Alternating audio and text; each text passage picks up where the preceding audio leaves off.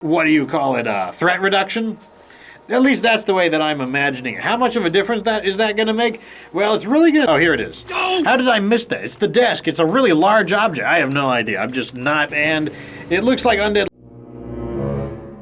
Labs is... Oh! Hello, survivors. It's your host, Get Good Fox. It's time for some more Lethal Zone in State of Decay 2. So, today, night is approaching. So, what we're going to be doing is cleaning up some of the mess that was created... Because, gonna do some looting. I don't want to destroy plague arts during night. I don't have quite as much time today as I do normally, mainly because the channel's been a little bit behind, so gonna record a slightly shorter episode in order to try and get things back on track. I've also been adjusting my sleeping patterns so that the new Twitch streaming schedule fits and jives a little bit better. So, first up, we are going to be... Oh, by the way, don't forget you could join the Twitch. You could play with me, Fox, in Daybreak. There's lots of people who are fully unlocking their Daybreak for the first time, getting tons of good stuff. Anyways, Peter. Once again, I can tell by the way you are walking that you are probably someone that I want on my side.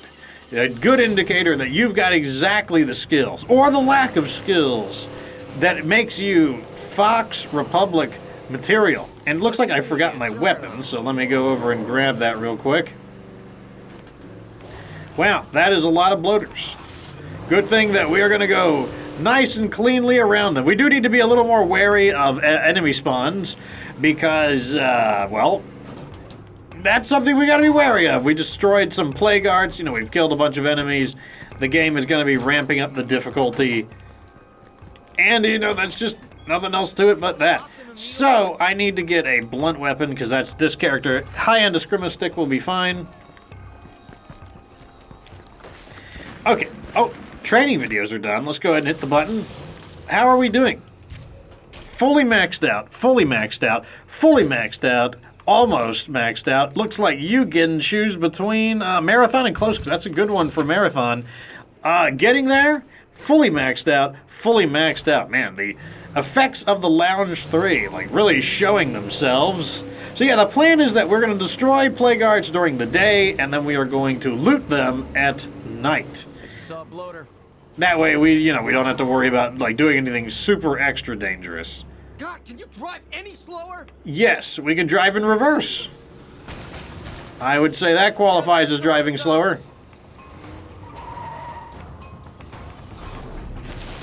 There we go. Get these guys out of here.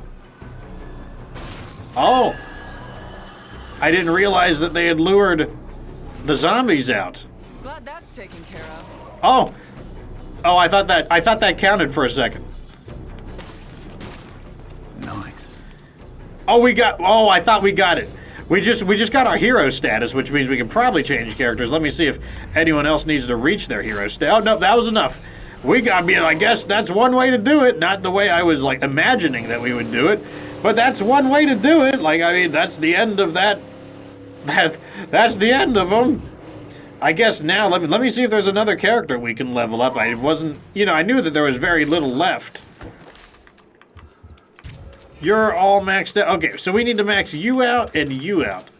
I'm going to play as... I'm going to get Faulkner ready. Give me one moment.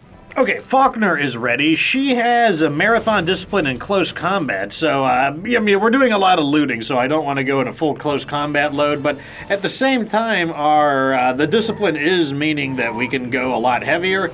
And being close combat means that, well, I don't have to use a primary weapon, or that I shouldn't use a primary weapon, and that saves me a lot of space. I mean, there are some very lightweight primary weapons, especially weapons like the ice axe, which only weighs 1/2 of a pound, and is also a really effective weapon. So, there are weapons that are lightweight and powerful, but, if you're trying to be a lightweight character, then close combat is the way to go when paired with Marathon. It's a great way to save that little bit of extra weight. Anyways, our next goal is the Plague Art.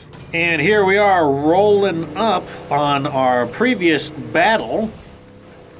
Yeah, like, I'm definitely a bit out of practice since I haven't had to kill the plague guards this way. That is definitely a good indicator that we probably should be killing them the old-fashioned way.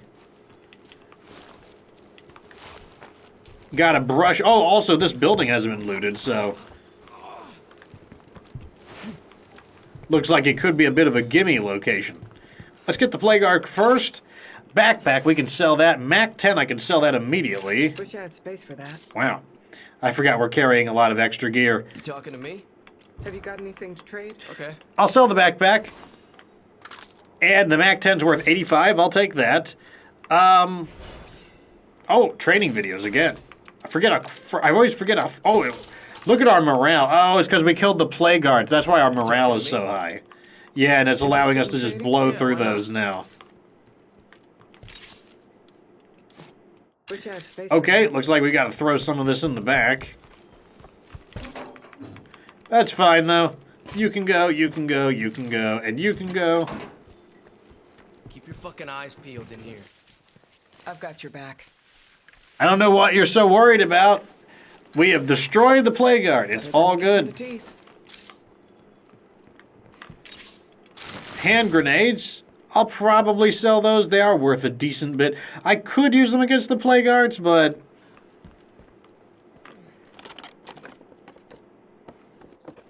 I don't know. We'll see. What are we going to get in here? What have you been guarding this entire time? That's what I'm curious about. Plague Heart, what have you been hiding from me? Where is the last lootable? That's my next question.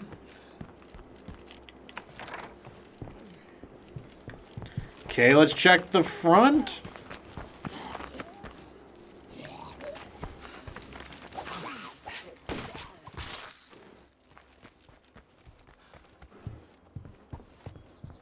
Huh. Check the side. Did you find another zombie? No, you did not. Okay, good. Okay, am I just blind? Where is the final lootable? Okay, let's actually give it a real look-see this time. In here, maybe?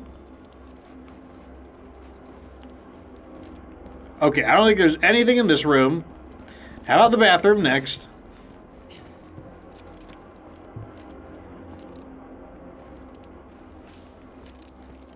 I don't see anything in the bathroom. Bedroom next.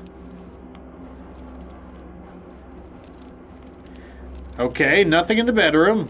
Is it the plague guard? Does the plague guard count as loot? No, the plague guard's been destroyed. Oh, here it is. How did I miss that? It's the desk. It's a really large object. I have no idea. I'm just not... I could also just be tired. It is pretty late in the day. There's nothing left here. We can sell some of this stuff, so let's go ahead and Yeah. do exactly that. Trading? Yeah, why not? So this I'll sell. I mean, I'm just going to sell the grenades. I'm not going to use them. What do you want?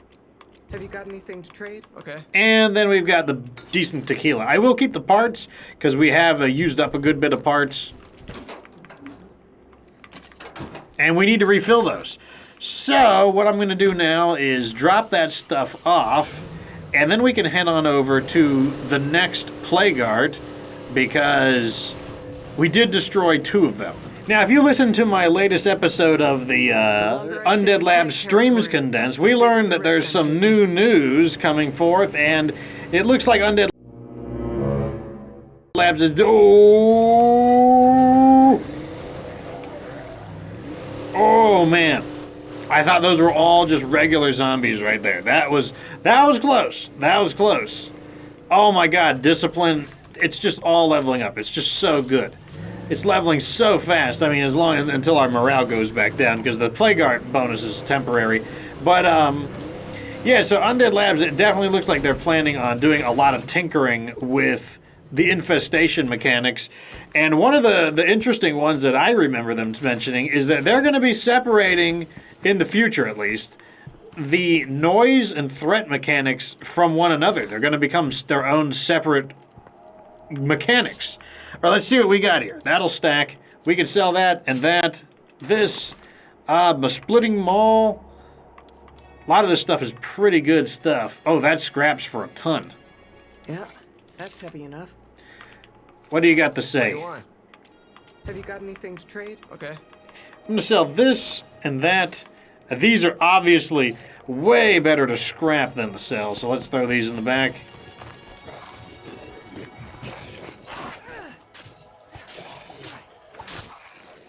Nothing the old Stabberoni can't fix.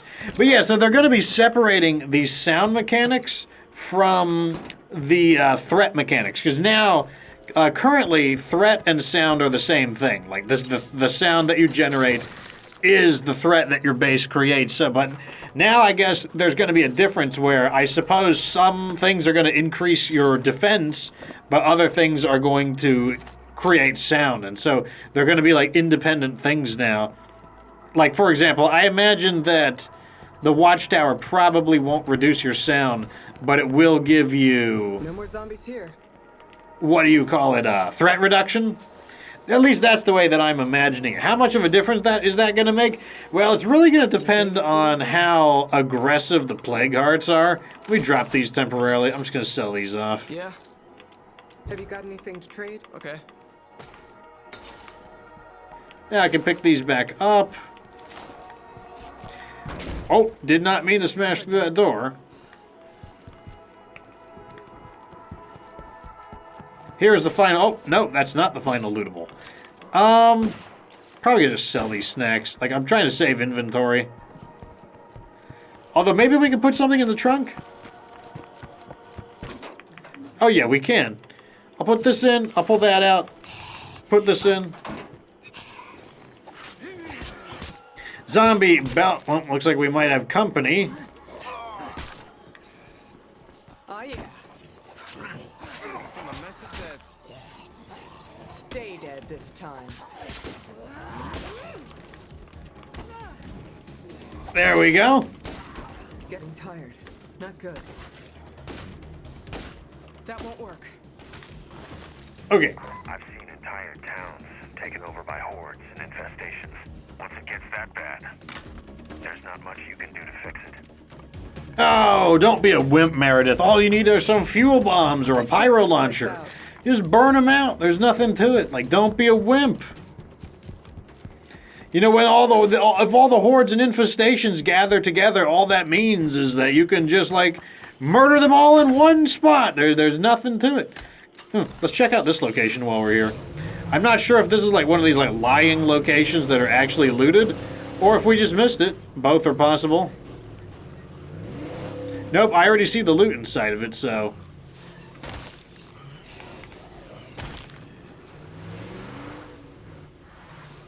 A little bit of squisheroni never hurt. Never hurt me. You know, I'm about to say it probably hurts them, but it doesn't hurt me.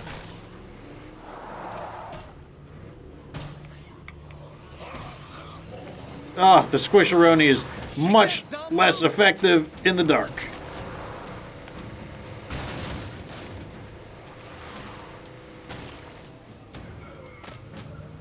Oh my gosh. I just want to squish all of you. There we go. Okay, everyone is squished. Oh, check out all these Daybreak prestige points. 52,000. You too can have a whole bunch of Daybreak points if you jump in the Discord. Actually, some of the matches are pretty casual. You know, sometimes they get a little bit intense, but for the most part, they're really not that bad. So, you know, if you're worried that, like, you're just never going to make any progress in Daybreak, well, worry no longer because... I'd like to make a trade. Like I said, you know, like our community is pretty good. I think I'm just going to sell some of this crap because I just want to, like, clear these out. And, you know, I feel like we got plenty of blood plague samples. Oh, sounds like we got a blood feral.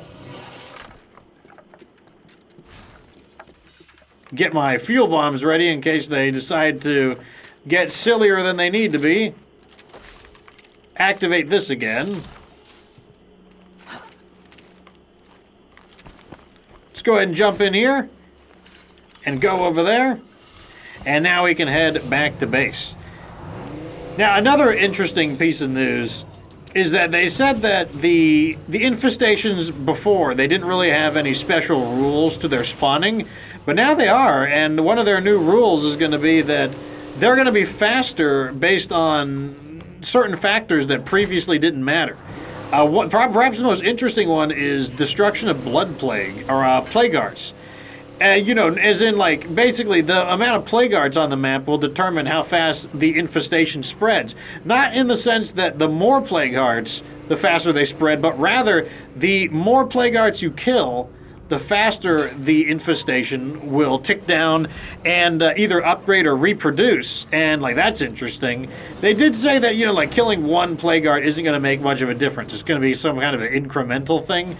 And it's designed to make it seem like, you know, the more plague arts you destroy, the more these plague arts try to, like, fight back and stop you from doing it. Once again, playing into this idea that that there's some kind of evil intelligence behind the blood plague. That's always been my theory. I've mentioned it several times in my State of Decay streams that I believe the blood plague is the real enemy, and that it's some kind of a sentient life form. And the way we can tell is how it reacts to Cleo stuff. Like, the blood plague seems to, like, very curiously go out of its way to interfere with Cleo signals. Like, it comes after the Cleo rays, it comes after the daybreak thing. And then remember, Dr. Hoffman mentions that the bioelectric interference is stopping her from contacting Cleo, and she's like, if I didn't know any better, I might think that they're doing it on purpose. And what that gets you thinking is that, well, what about Heartland? Everyone had the assumption that what happened in Heartland was that the thing fell into Marshall, and that the blood plague was inside of it, and then the plague walls formed out. But what if the blood plague is an intelligent being that knows how to fight back? What if, instead of that being the case, what really happened is that the blood plague realized that the thing that fell into Marshall was the Haven device. And since it was the Haven device, that means that it was a really big threat to it, and so it formed the plague walls, not because it came out of it, but because it wants to stop people from discovering the Haven device. That's what I think actually happened. And like I said, when you think of it, like, the blood plague has, like, multiple layers of defenses around the Haven device, and it accomplishes this by, one, bioelectric interference. As you know, like Ray Santos was saying that the radios weren't working. Let me look at some of these things we're going to scrap. This,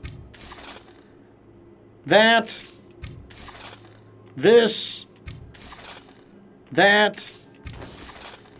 that can stay. Big Hank rifle. Look how many parts. These are worth an insane amount of parts. This we can sell right now, actually. Let me pull the bullets out of it. Police auction vulture should be worth a good bit. You talking to me? I'm looking to trade. Oh, that's right. You're broke. Oh, you stink, in other words. You're, like, useless. Okay, Doctor, you better get those supplies to me. But yeah, so the plague walls are a physical barrier. They form the gauntlet to stop you from getting to the Cleo core that had the Haven device, because that's what was inside of it. That's what they got and disassembled and made the Haven device out of. And it has bioelectric interference. And then it created these new blood plague zombie types, these new freak blood plague types, in order to make it as dangerous as possible to get into Marshall and prevent people from getting the Haven device, because the blood plague could be an intelligent evil. And, like, that's intelligent evil is Undead Labs' words, not mine. They said that they wanted the blood plague to feel like an intelligent evil. And that's my interpretation of it. Like, I think it's like, like I said, now that I've explained it, and like I said, when you match it with all of the evidence that the blood plague seems to have, like, a intent, and it goes out of its way to sabotage, like, when you call in a Cleo drop, it comes to attack you. On Daybreak, it's specifically coming after you because, you've got this whole Cleo thing. Every time Hoffman messes with Cleo, like, it's always interfering with it. So I think that, what is that? The question is then, what is the blood plague? Is it like an alien or something? Is it some kind of, I don't know that part. Like, and I don't think that part is all that important anyways.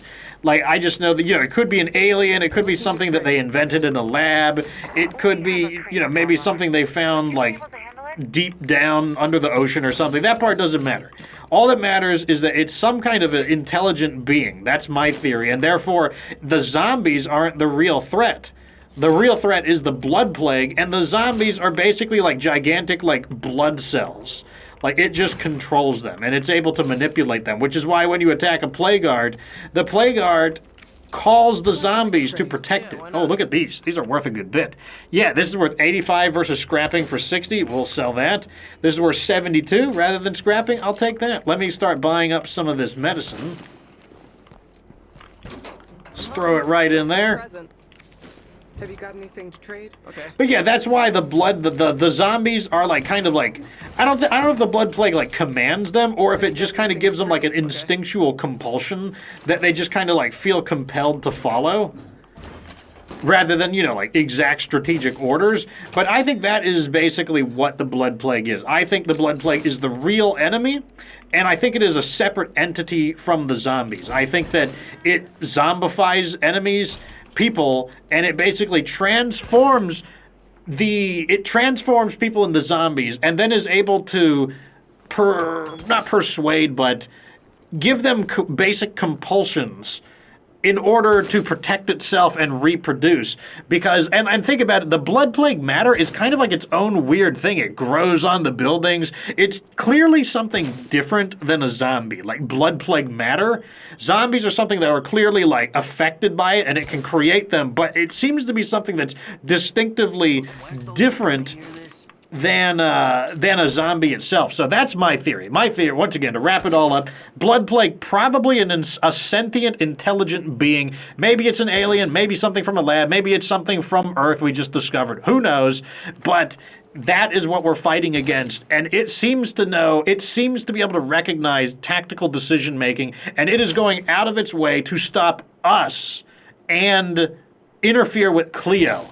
And like I said, there's plenty of evidence to support this idea. I'm not saying that this is definitely the story, but that's my theory of what the story is. And I wanted to get it out there before someone else takes credit for it. I was thinking about making a whole video on its own, but I was taking so long to do it that I figured I'd just tell you here. Anyways, that's the end of our looting. It looks like we did pretty good. Our medicine is refilled. We have 2,400 influence, and we are back into the safe zone on parts. So next episode, we'll probably do some looting again, and we'll be waiting until daytime, and then we're going to go on the attack and destroy some plague guards. Anyways, that's the end of this episode. Shorter episode. Like I said, I'm kind of running out of time. Also, my voice is dying after that 6-hour stream I just did. But that's good. You know, it means good practice for strengthening my vocal cords. But until next time, remember, join the Discord. You can be part of Fire Team Fox in Daybreak. Just got to jump in that Discord and reserve a spot.